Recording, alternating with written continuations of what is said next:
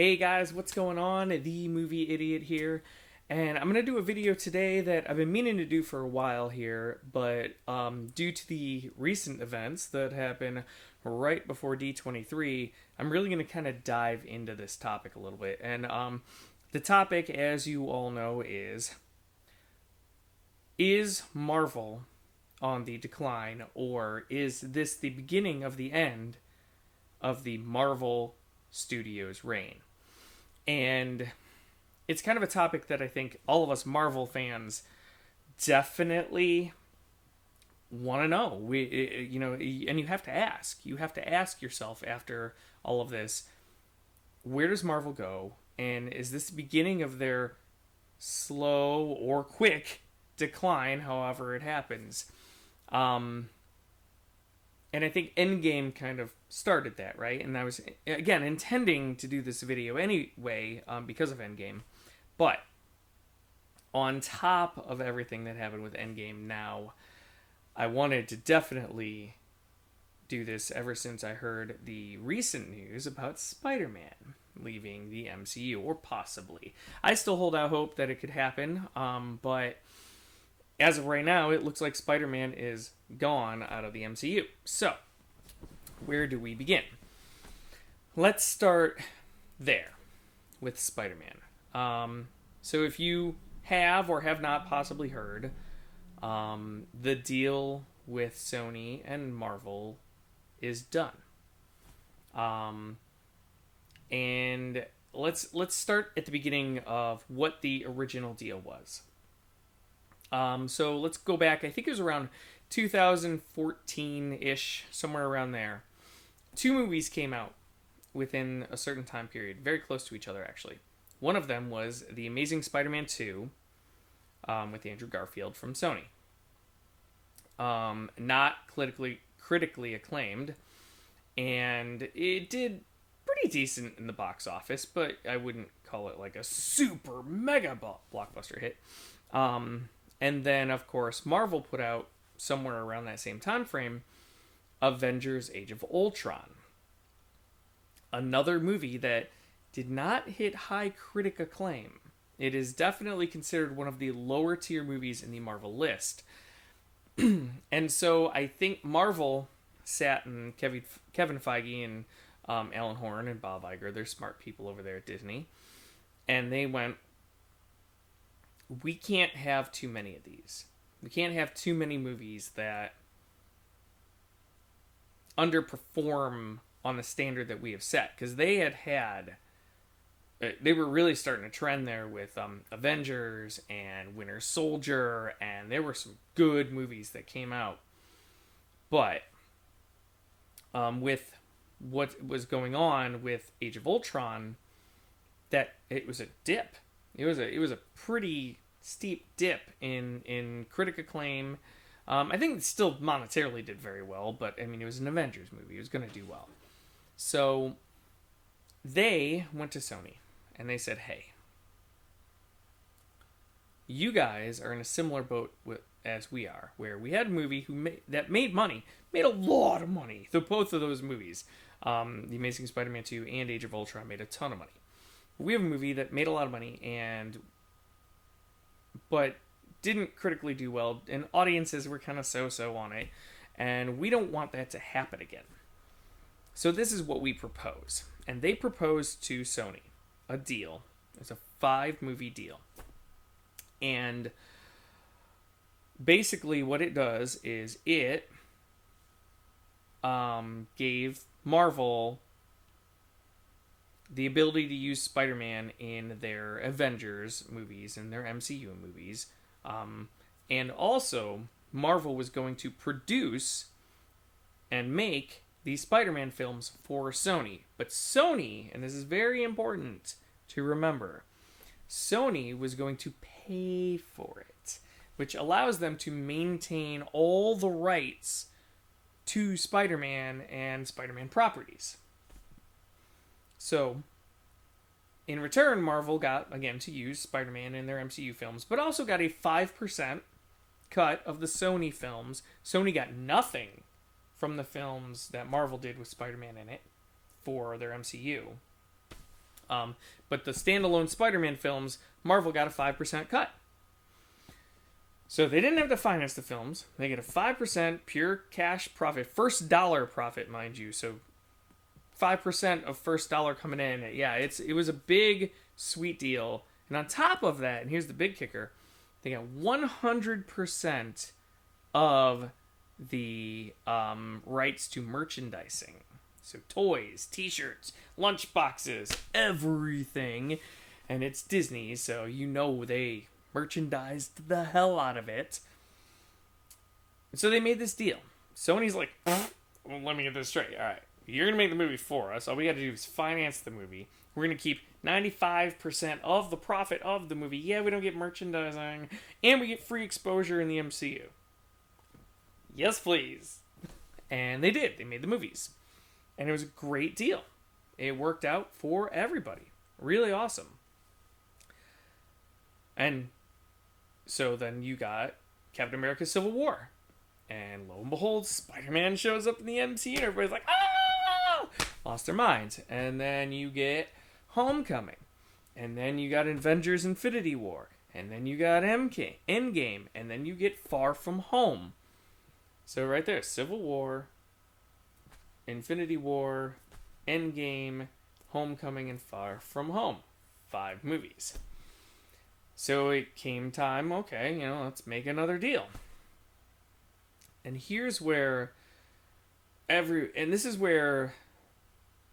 I was going to bring this up anyway, because when you have a lot of success, like Marvel has, let's put the Spider-Man thing aside for a second.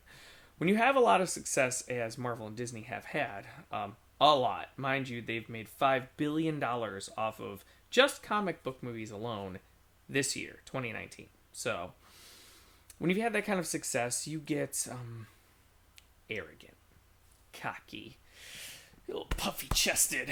So Marvel walks into the meeting with Sony. Sony's all like, let's just re-up our deal. We like it. It's very good. So we're happy with this. Let's do this. And even if you want a little more money, we'll give you a little more money. We like you. You're doing a good job. You deserve a raise. Hey, how about 10%? And Marvel's like, 10%. Bruh, that's what's going to happen.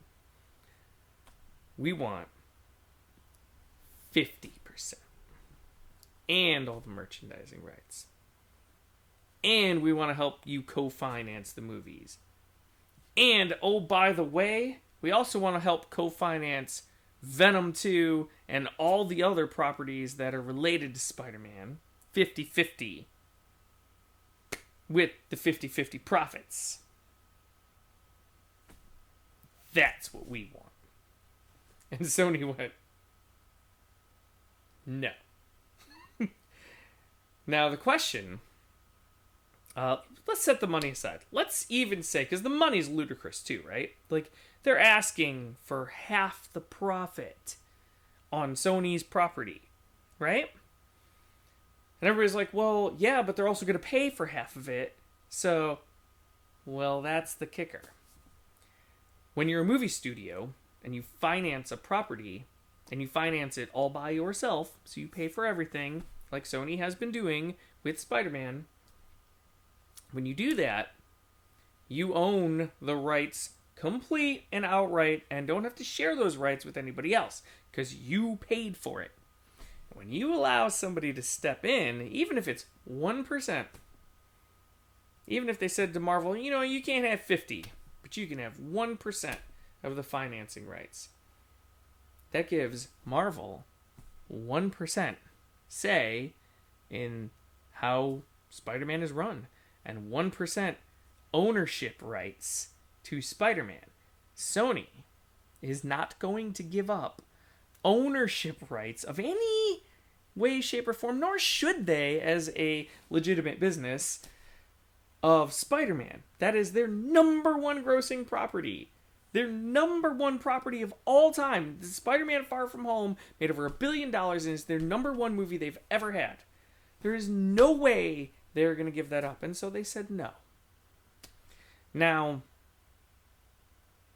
who knows? They may still end up making a deal down the road. Cooler heads may prevail and they may talk. But as of today, Wednesday, August 28th, it has not looked that way. It has not looked as if Sony and Marvel are going to bridge that gap. And that brings us to the question for Marvel. Now, Sony will get along fine without Marvel. And Marvel definitely will get along fine without Sony. In that sense. Sony has made Spider-Man films before. And by the way, no Spider-Man movie has ever made less than $700 million. None of them. Including the atrocity that is The Amazing Spider-Man 2, which is my least favorite. But anyway. So, what does that mean?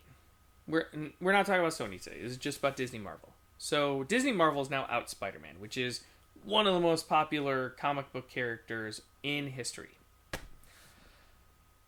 Oh, by the way, Endgame happened. Which means they're also out. Oh, spoiler alert, if you haven't seen Endgame, you're going to want to shut this video off right now, because mega spoilers coming. So, you have been warned. Alright. So in Endgame, you lose Tony Stark, Iron Man, Captain America, Steve Rogers, the Black Widow, what's her name? Natasha Romanoff. You lose Vision in Infinity War, although they're figuring out a way to bring Vision back with the WandaVision TV show on Disney Plus, but it's still, like, basically in the movies as of right now, he's gone. So, like, you've lost a lot of characters all at once. And 4 big ones. 4 big characters. Sorry, I keep, like... Anyway, and that's a big deal. It's a huge deal. So, Marvel may have made $5 billion off these movies this year, although take $1 billion away because that belonged to Sony. But look, it's $4 billion that they have made off these movies this year, but they are also losing 4 major player characters in their stories. And you think that's not gonna make things go down a little bit? Especially losing Iron Man? It is. It most likely is. So here is the thing. I'm sure Marvel Disney anticipated that they were going to take a hit even before they knew they were losing Spider-Man. They knew that the next set of movies, they're not going to make as much money. And that's why Spider-Man Far From Home was the last movie in what they called the Phase 3 or the Infinity Saga, because it was kind of the closing chapter in all of that. And it really did wrap it up pretty well. So, Marvel has to come up with new characters to make movies. And if you noticed already, their initial slate is doing that. Although I still don't understand the Black Widow movie. I mean, I get it, because they're going to get people to watch a Black Widow movie, and it might make like $600-700 million. Because people love the Black Widow character, and, you know, Scarlett Johansson, she definitely draws. So it can do well, but it's kind of a weird way to start off your next phase of movies. And what are they going to introduce in that? Unsure. The Disney Plus stuff is going to help a little in kind of backstory, but not entirely, and not right away. In fact, a lot of the initial Disney Plus Marvel stuff, I think, is going to wrap up stories. So, like your WandaVision, your Hawkeye. I think Hawkeye's series is going to wrap him up. I think he's going to be done after that. Don't know for sure, but most likely. You have it's just the Disney slate, initial slate of shows that you're gonna see. They're more wrap-up shows than anything else. Oh, Falcon and Winter Soldier. That's the other one I was trying to think of. That show is also, I feel like, going to be a wrap-up story for Bucky and the Falcon, and it's not going to be something that's going to build to the future. Again, just my opinion, but that's kind of what I'm seeing here. So, now granted, down the road, they have other stuff that's going to lead in. Now, they do say that WandaVision is going to lead directly into the Doctor Strange movie, and so there's connections there. But they're basically starting over, and you're seeing that in the movies that are coming out. Because after Black Widow, you're getting the Eternals, you're getting Shang-Chi, you're getting Blade, you're getting a lot of original startup movies that are going to lead on later, and you're not getting your Black Panther 2s or your Guardian of the Galaxy 3 or even your Doctor Strange 2, which is coming later. Not till like 2021, 2022 are those release dates. So those are down the road. Next year and the following year, so 20 and 21 are more new introductionary shows and movies all coming out. The question is, with the characters that they're introducing... Actually, I take that back. I'm sorry. The shows are closing out chapters. The movies are introducing characters. And then they kind of do a flippy flop. So the later movies down the road after 2022 are then going to be established character sequels, and the later shows are introducing new characters like Ms. Marvel and She-Hulk and what is it? Moon Knight? I can't remember the name of the character right now, but it's a super geeky character if you're like really into Marvel. I think it's like Moon Knight or now it's killing me. So professional again. Here we are. You know, I always do this. Hold on. Disney Plus Moon. I don't know. That should come up with it. Here's how Moon Knight. Yep, Moon Knight. Spelled with a K. So like the Dark Knight, Moon Knight. So anyway, so those are getting introduced later, which is kind of good, and it's a good strategy by Disney because they have their established characters in their Disney Plus, and then their movies are coming with new characters, and then they flip flop, and then they got established characters in the movies and introductory characters on Disney Plus. Plus, don't forget, down the pipe, you're going to get X-Men and you're going to get Fantastic Four, and that's great. But will they be able to build from the ground up an established set of characters that people are going to like? Are people going to attach to Blade like they attach to Captain America or Iron Man? Now, granted, there were Blade movies before, and they were cool and fun, and I love them. But they're not the kind of characters you latch on, if you know what I mean. And it's going to be tough. And I think the first slate, the Widow movie, will probably do pretty well just because that's familiar. Although, since she's dead, are people really going to care? We don't really know. I think it'll do well still. I think it'll do alright. It won't be a $1 billion film, though, I don't think. But Eternals, I don't even know if that'll make $500 million. I mean, what do most regular people know about the Eternals? Nothing. Now, granted, if the movie's great, they'll probably still bring in like $500-700 million, but that's a dip. That's a huge dip. Now, you got to compare it, though. I think that you have to compare it to early Marvel movies. So let's look up, early Marvel movies. Iron Man gross earnings. All right, so Iron Man gross earnings made $100 million domestically, and worldwide. Oh, I'm sorry, 318. Why did they say 100 million? Opening weekend was almost 100 million. So 318.5 million domestically, and worldwide was 585. So that's the first Iron Man right there.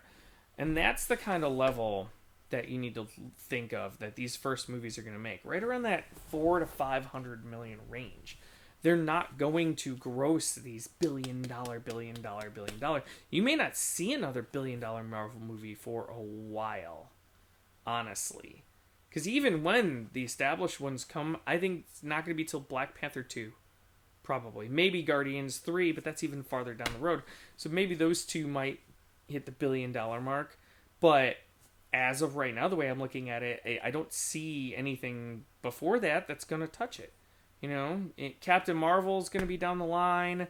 And again, they're all down the line. There's nothing in this first slate. And look, if I'm wrong, I'm wrong, but Black Widow isn't going to make $1 billion. So then what's going to happen? So you have the movies that aren't going to be making as much money because they're not known characters. And, you know, people are going to be like, I don't know, you know. And now you have the bad publicity with the Spider-Man thing. Plus, the story wrapped up so well in Endgame, and a lot of their favorite characters are gone, so a lot of people are going to be a little, do I really need to waste my time with this new Marvel stuff? I don't know. Disney has a challenge, and Marvel has a real challenge. And this could be, especially now with the Spider-Man news, the beginning of the end of the decline of Marvel. And that's ginormous because literally Marvel has owned the box office for about a decade now. They've really killed it. Lest we not forget, and Disney could shoot themselves in the foot with this too. Avatar 2 comes out in about, I think it was like 2021 or something like that. And by the way, there are 3 more Avatar movies coming out after that. So you have 4 Avatar movies that are supposed to come out. And if those pick up steam, people may shift gears. Avatar was the #1 movie of all time for 10 years. And could reclaim it, by the way, because I'm pretty sure Disney's going to re-release it. So they need to think about that too. It's going to be interesting. It's going to be very interesting. So anyway, as I'm kind of wrap up, I do feel like this could be the beginning of an end of these billion-dollar Marvel films and these billion-dollar gross. They're still going to do well. I think they're still going to do well. You're going to see $400 to $500 million, but it's going to be a few years before you start seeing those numbers climb back up. And the question is will they be able to establish these new characters enough to make that work? And will the Disney Plus stuff bite them too? Because are people going to want to go to Disney Plus to keep up with everything that's going on in the MCU? That's another thing. Now you got to go here, and then here, and then here, and then here. Are people going to want to do that? Let me know what you got. I really want to know what you, the movie fans out there, think. I personally think it could spell at least an initial decline. For Marvel. But let me know what you guys think. Hit me up on Twitter at MovieIdiot1. Or, obviously, you can comment below. Please make sure, by the way, that you like, comment, subscribe. And again, you can hit me up on Twitter at MovieIdiot1. Or you can email me, themovieidiot@gmail.com. I would love to hear what you, the movie fans, have to say about this. Will Marvel take a dip? Are they going to start to decline? Is this the beginning of the end of all comic book movies? Probably not. But, I mean, I'd love to know what you think. So, please let me know again. One more time, all those at MovieIdiot1 on Twitter. You can obviously like, comment, and subscribe below. And, of course, my email, themovieidiot@gmail.com. Hope you guys all have a great day, and I am out of here. Peace!